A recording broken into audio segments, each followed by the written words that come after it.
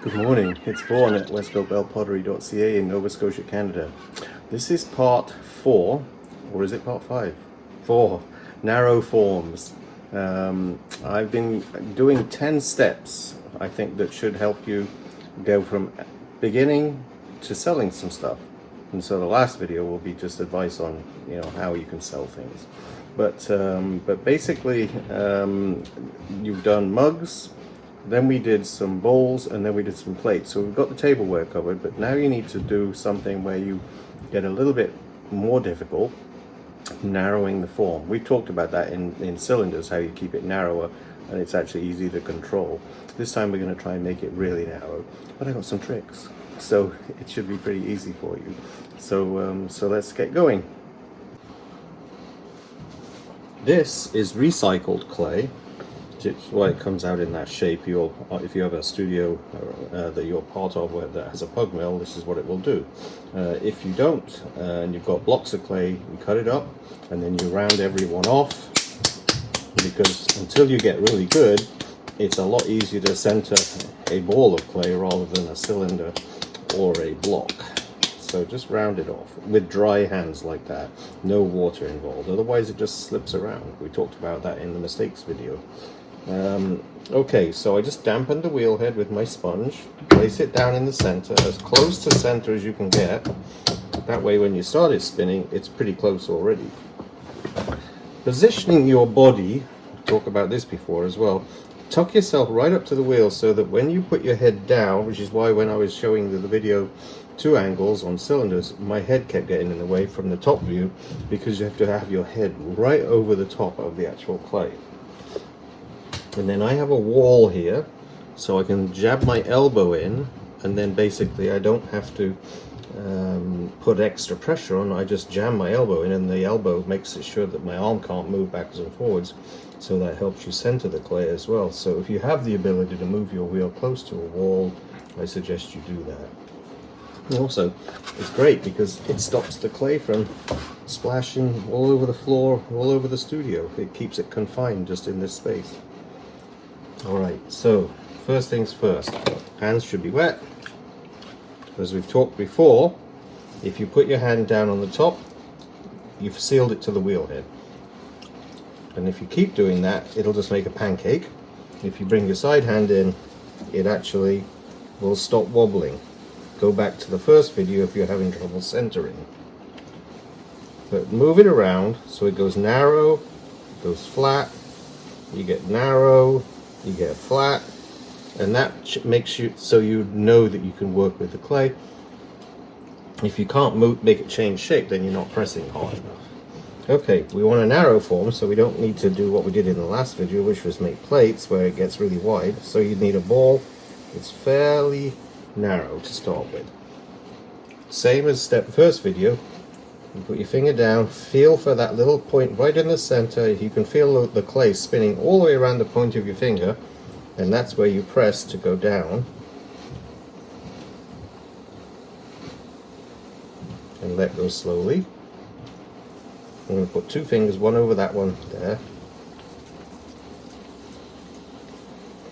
Alright, now this isn't even opened up. You've just got a little hole in the middle, and we're left about 1 centimeter from the bottom, and we've opened it up like that. Now if I normally do this, the clay is going to get wider.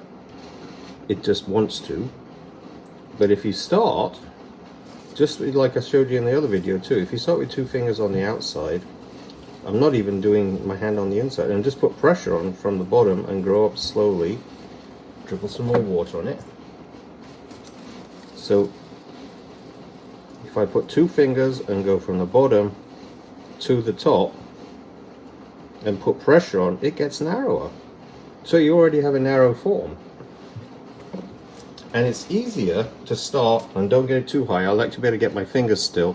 See, the clay only reaches to about there on the inside. It's not right up to the end of my finger in the middle there. So I can still get my fingers to the bottoms. But I've started with a narrow form. And then what I do is put these 3 fingers are going inside.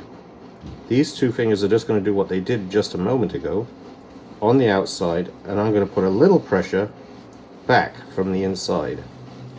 right opposite where I'm pressing on the outside.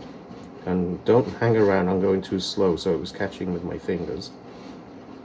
Make sure you go up and chase the wet spot. And then put your fingertips right on the top to actually compress the rim. See, it's narrow, it isn't getting wider. So we started by just narrowing, and then we ended up doing a pull where I'm pressing harder on the outside fingers, and these ones are pushing back just a little bit. Now it gets really hard to get your hand in there. So you got to, I'm going to get 4 fingers because I have to. It's going to open it up a little bit.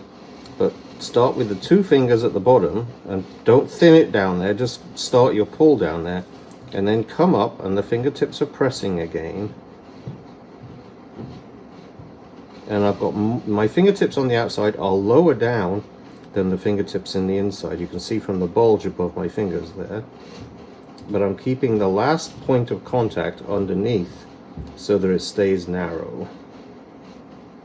And then you compress the rim right at the top as you get there, so that you don't have any splitting potential. And that's still narrow. Now, do we want a cylinder, or do we want to do something more interesting? You put your fingers in. Oh, got to get a bit wetter on the inside, it was dragging a bit. Now I'm going to push out with my inside fingers at the bottom, where I haven't thinned it yet. It's still got quite a bit of clay down there, but I'm pressing out. Now these fingers are giving way, and I'm coming up the wall. And just about this spot here, I'm going to change and do something totally different we haven't covered yet. We actually call it collaring, and I'm going to use the back part of that finger, this point, this point, this point, and this point. And I'm doing that. And I start at the point I let go, and I simply, all 6 points of contact are starting where it was wet, and I'm chasing the wet spot as it gets higher, and then I'll let go at the top. And we actually get it narrower again. Dribble some water down, same again. 6 points of contact. Take your fingers and chase the wet spot all the way up, and we have it narrow again. So we've got a bud vase at the moment, but let's do it. Let's get the water out first. The inside is going to get narrow, so you can't get your sponge in anymore. So take your sponge on a stick before it gets too narrow and get that water out. And if you knock it, get a little wobble, don't worry, because it'll go back into shape as soon as you put some pressure on it from the outside. But we drag the sponge up the inside, so we know we've got it dry all the way up. So don't forget to get the water out before you do the narrowing completely. And I don't want to get the water inside again, so I'm going to put 2 fingers like that and dribble some water down, so the water's going down the outside only. And we can narrow again. 6 points of contact, put pressure on, chase the wet spot up.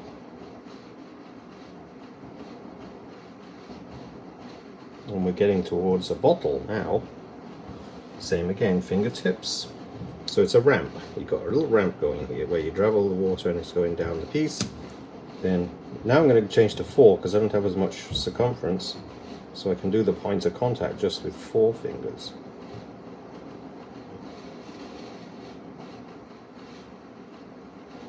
And it's now a bottle.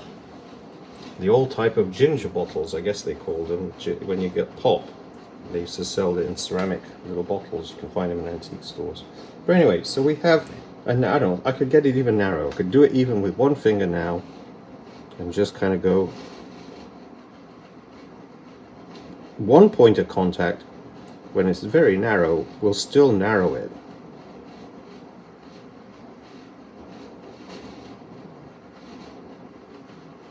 And let go slowly. Put some pressure on the rim. If it gets to a point where there's too much of a bump, you're going to have to use the needle. But you can actually, is it still wet? Got a little bit of moisture there. I can do this again and get it really narrow. We can go for what I think of as a very elegant single stem bud vase. And I go slowly. Get the ramp with the fingers to throw some water down. It's kind of like I'm throwing a teapot spout at this point on the top of my vase. But when you do these, you can only get one flower in anyway. Do I have a needle here? Yes, I do. So I'm going to take off that little top point now because that's getting a little too wobbly. But this is a single stem bud vase, which in the spring a lot of people like to bring flowers in, especially those first flowers of the year. And you've got yourself a bud vase. So do I have a metal rib here?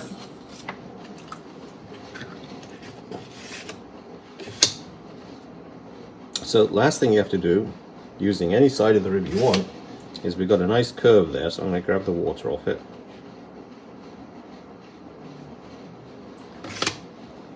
Using the curve, so using the rib that actually follows that curve. Because all that water on a thin belly where it's been stretched will make it crack if you don't get it off. And so we dragged all of that off, so we've got a nice little shape. Oil and vinegar bottle too, this could be used for. And then you can play with the bottom, not trimming yet, but we're fetching clay off. Just angling the rib, you can actually take a little clay off.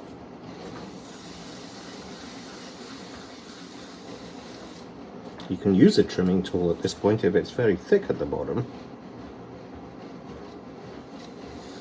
But get as much of this off as possible because the piece will actually dry faster.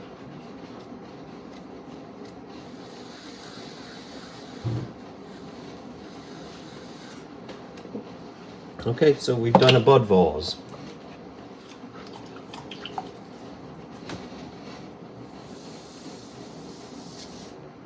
Now I'm sure the first time you try one of these, you're not going to do very well.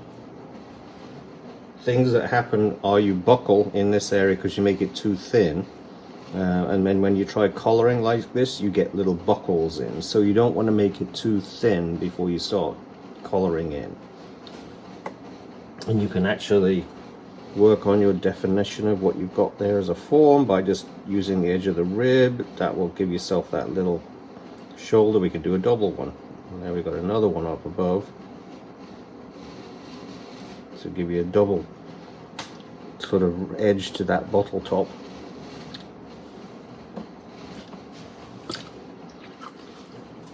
There you go. So practice that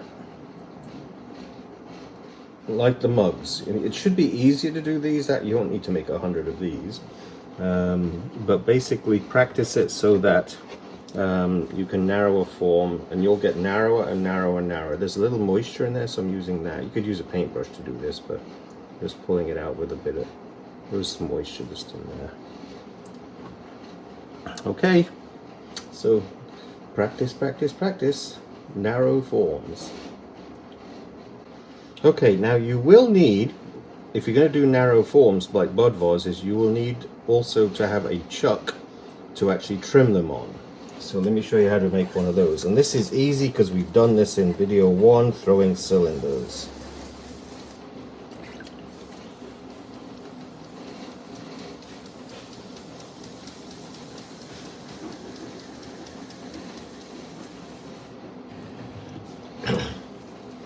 Press down. You can go all the way through. You don't have to worry about a foot on this because we're not using it for anything. We're simply throwing a chuck to put your piece in to trim. And I would go for something fairly tall. This is held by clay at the bottom on the wheel when you trim, but you end up with a chuck. And make this a bit narrow. I think I made it a bit wide there. You can make several of these different sizes for different pieces you're doing, but you're basically making yourself a device that can hold your spout upside down in there, and then this is held by clay on the wheel head, and so you can trim much more securely. I'll show you when we trim later in the video. And then just get it off the wheel. You don't need to make this refined or anything, it's just a chuck shape. The height of this determines what you can trim on it, so you can flare it out a bit more if you want to, but it just has to have an opening, and that's why I say make several. I have about 6 of these that I use, and you may as well get the water out.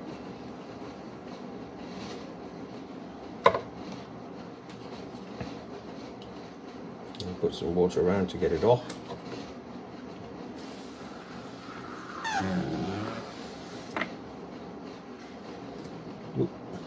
And you can see it's got a hole in it, but it doesn't matter, does it? Okay, this is the chuck that I threw, and I'm going to trim it now.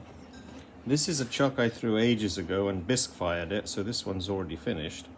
So if this one isn't applicable to this piece, then I'll just use that one, which I already made. But basically, not doing anything to the top, but you trim the bottom, and it's really 2 chucks in one, because this one has got a wider base, so I can actually trim it out, and basically I'll have a chuck that I can turn the right way up or the upside down, and different things will fit in. And that's the giffing grip slipping because I don't have it tightened up enough. If you don't have a giffing grip, you just have to fasten this piece down with clay and trim it as you normally would a mug.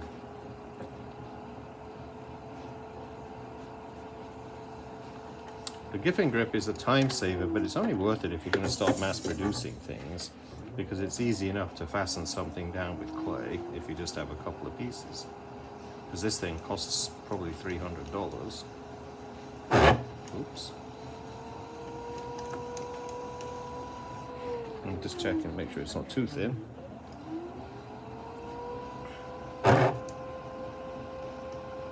This is probably enough now.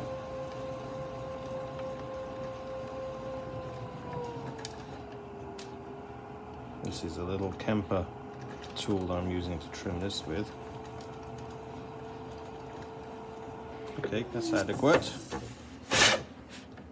So I've got all my trimmings in there, get those out. So we have a collar, 2 different sizes on this piece, so it'd be suitable for 2 different things. And because I have the giffing grip, I'm just going to fasten it like that, but if you don't, then you'll fasten this down with clay.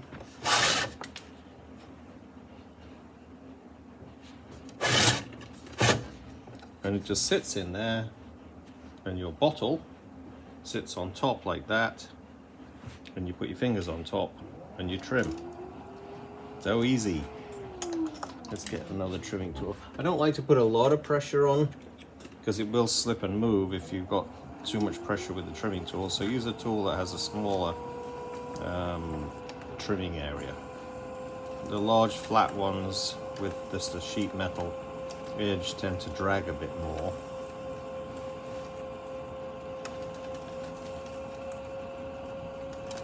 And you know, this is a bottle, it's going to have a fairly narrow base. It's like a, what you would call a salad dressing bottle.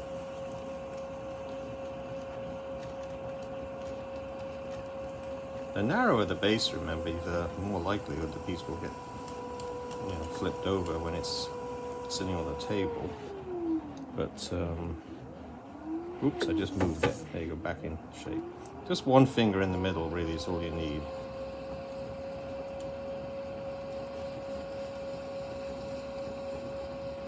So if you're making lots of different pieces, different sizes, you'll need to make collars of different widths, but also different heights.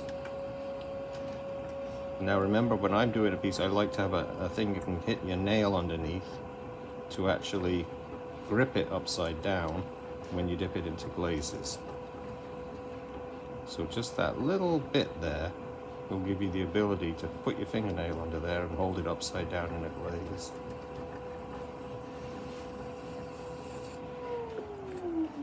And I can chatter, or I can leave it simple now. We've got all sorts of chattering tools, but these will drag on them because it might make it move, so I'll try it, but we'll see.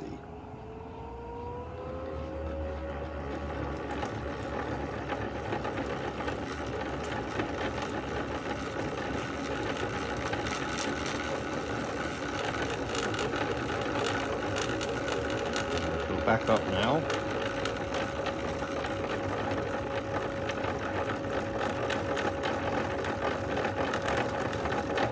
More of a texture when I do this.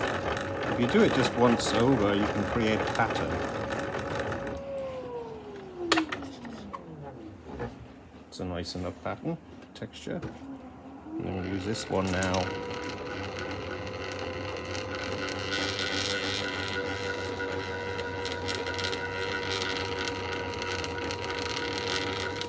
Same again up here.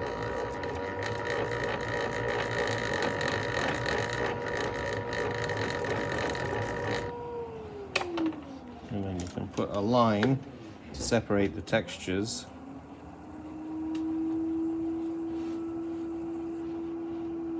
I think there was about there.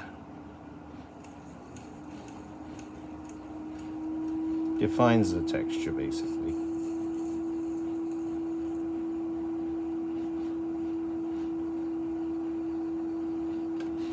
See what we created. Oh, I could probably do with another line in here.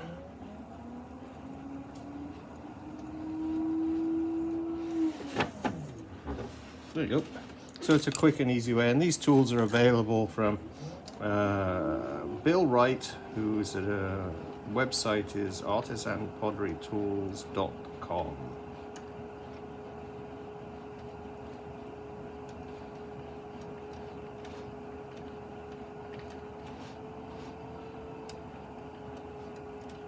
He's got lots of different tools, so there you go. Let's have a look at this close up. That's a very nice, quick, easy way of creating a texture for your glazes to sink into. But nice, easy way to trim. Make a chuck. Make 5 chucks. Have fun making chucks. Okay, now I'm going to try and deliberately screw one up and then try and rescue it.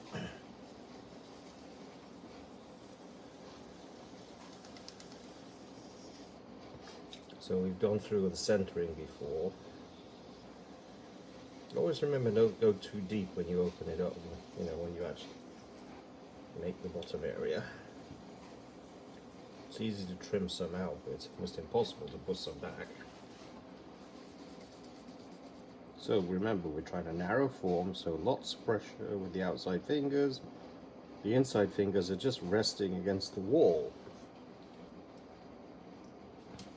Same again, outside fingers are pushing, but the inside fingers are giving in. They're just resting against the wall, so the piece stays very narrow. Now, see what we got there? Because I actually thinned it a little bit too much. Oh, that's an easy one. All you do is that. Back on center. So that's the easy rescue there. Maybe you're going to go too far though, so let's make it too far. I've really pressed in just there. Now I'm going to press hard. Oh, come on, start wobbling. Okay, we'll do it again.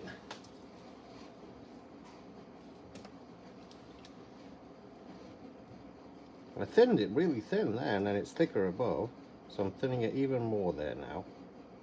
Now I'm doing that, which is pressing hard. There you go. We've got a wobble. Ooh, so we've got to rescue it. Wet hand. Has to be wet. Oh, it went too far. See? You can't always win. Try another one. Hard. So it's thinned right there. Now I've got this area up here. There you go. We got the wobble. Get the can. Quick, quick, quick. Okay, see? metal rib, and you just kind of lightly go, and then just try to push out a little bit, and we can rescue this piece and say, okay, we can't get our bud vase out of this because we made it too thin, but at least dig that in, dig this in above, we got ourselves a mug.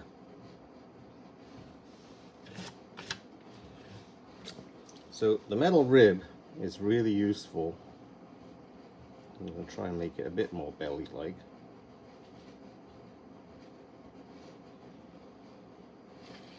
But the support that the metal rib gives is really good, and it doesn't cause too much friction on the wall, which would actually pull it off. So that's what that's useful for. And then just kind of clean up the rim there, part of the rib. You just put a nice foot in there, so it has a feeling of elegance.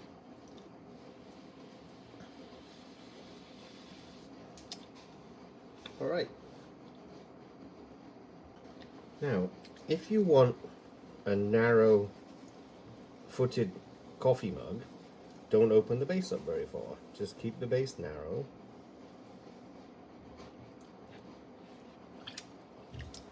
And then when you do your pull, it's press hard, rest on the inside, but press hard with the outside fingers, resting on the inside with the inside fingers. So this always wins. Same again, press hard with the outside fingers. The inside fingers are resting on the wall, but they have a little bit of resistance, but not enough to make it go out. And you can keep it really narrow. I'm making a pilsner glass here. So it's very narrow. I've got to squeeze my hand in there to get my hand down there.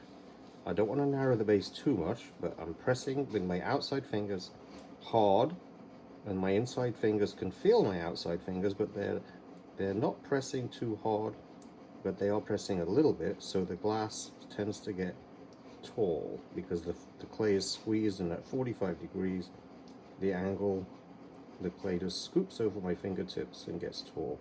There's that little wobble because of all the pressure I'm doing above, but we know how to rescue that now. Dribble it so everything's wet.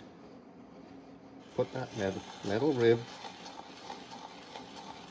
and I've got a little bit of resistance with my fingers on the inside pressing against the rib, and it gets rid of the wobble, but I'm maintaining the pressure with the rib coming up, and I've got my narrow based form flaring out as you get to the top to make a pilsner glass. Could be a vase, but flowers flare out a lot in a shape as open as that. And of course you've got to get the water out of the inside.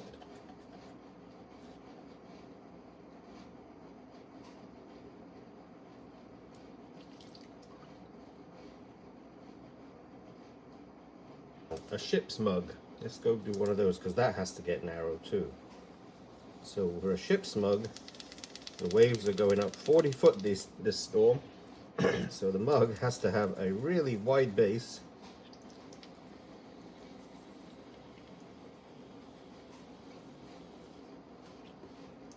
Use your finger to push out, compress the base, so you're bringing your finger from the outside wall to the inner point.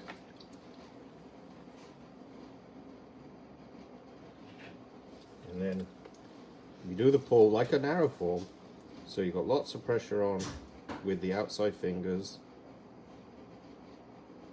and you get really narrow, but not too high, because I can still get my fingers on the inside to touch that corner where my outside fingers are touching, my inside fingers are right there.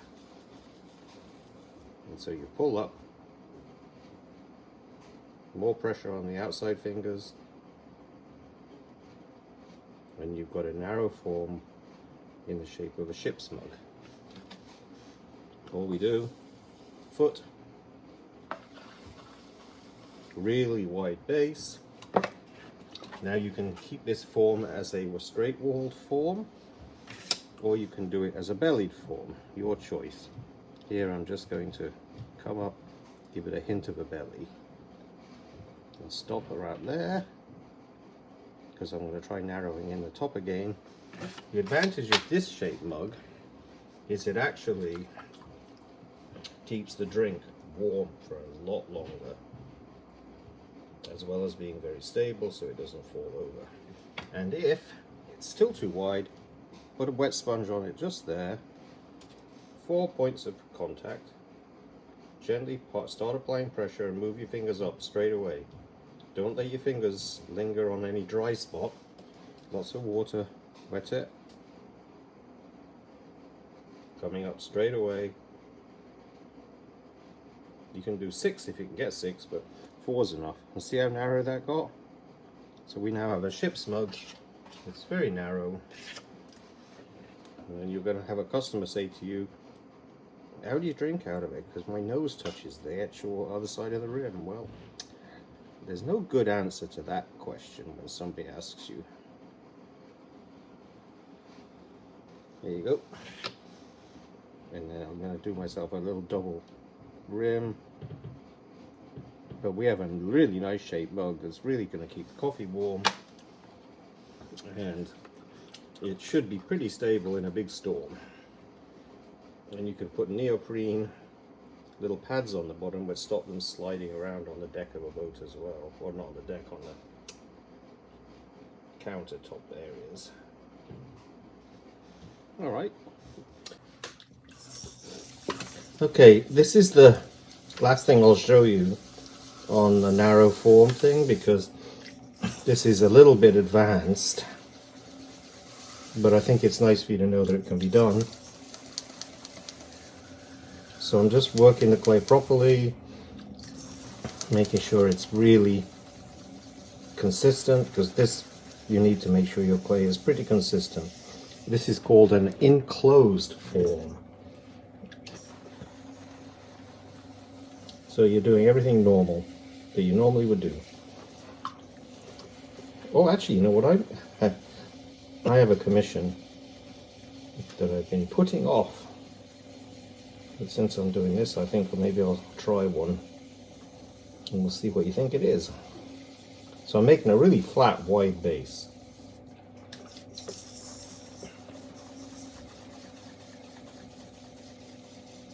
Okay, very flat wide base. Now we're going to come up.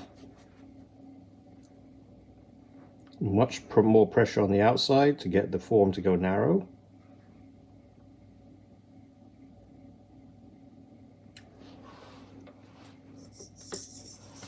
Making sure it's very wet. Coming up.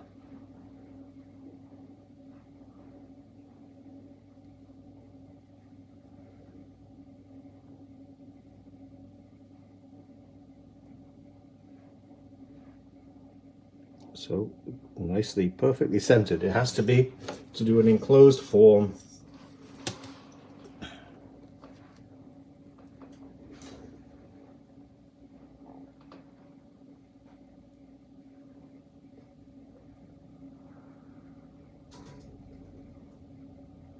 Okay, I'm leaving a little extra thick clay up here because I'm going to be closing that up there. But now I'm going to do a few things and we'll see whether you can guess what it's going to be. Somebody asked me to make something and I've been putting it off for a long time. Wasn't sure I wanted to do it. But I have an excuse now. So let's see, put that, push that in, make a big mark just there. Then I'm going to push that in again.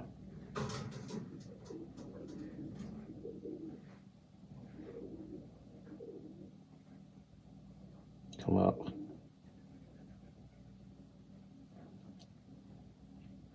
This is nothing to do with making the enclosed form. This is just because I have this lady who asked me to make this piece.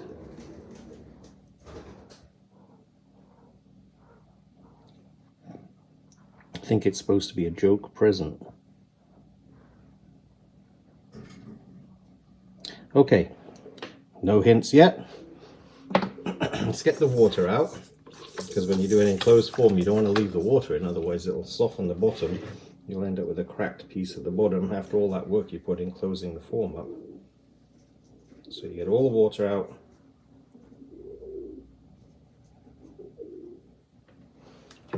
And now it's all about closing it up.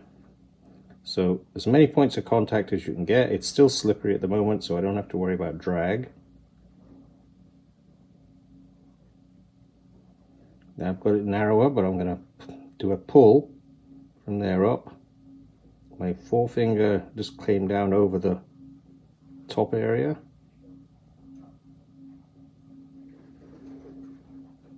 I'm going to grab that again. So I'm pulling the thickness that's in that area about 1 inch or 2 centimeters from the top up to the top, so I can keep making that top thicker.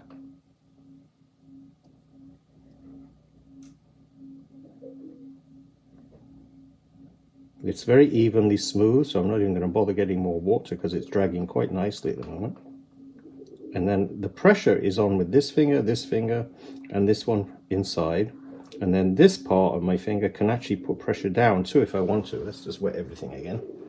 I don't want to get water to fall inside. And then you keep pressuring. And then I'm going to put my little finger down there, lift that up a bit. Now this finger should be able to compress that. I want to make sure there's no water left on the inside when I pull my little finger out. Sinked in a bit, so I'm going to push up a bit more on the inside. So I'll get that nice little dome. And now I'm going to see if I have left enough there or not. And you just push it and push it and push it until that little bit where the air is still can escape from the inside through, it's gone. Lift your finger up and that's gone. So that's an enclosed form. It's a bubble. So I just work on it a bit to make sure it's sealed. There was no water left where it joined up. Any clues yet what we've done? So now I'm dragging water off.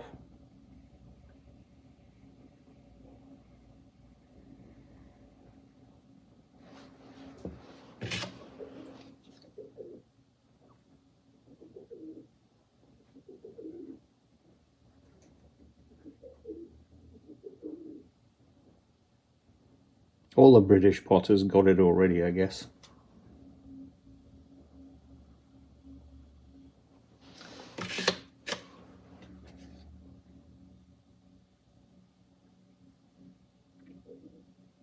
Yeah, I sent some pieces to a lady and she called me and begged me to make this piece. And we've almost got it.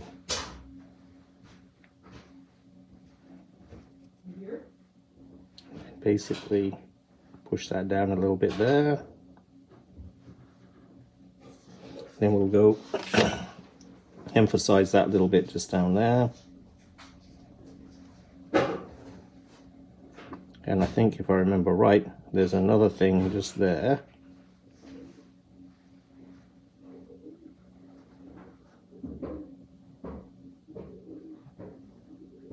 And then we'll push down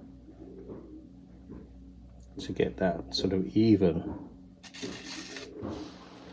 So, anybody guess what it is? It's probably the wrong proportions.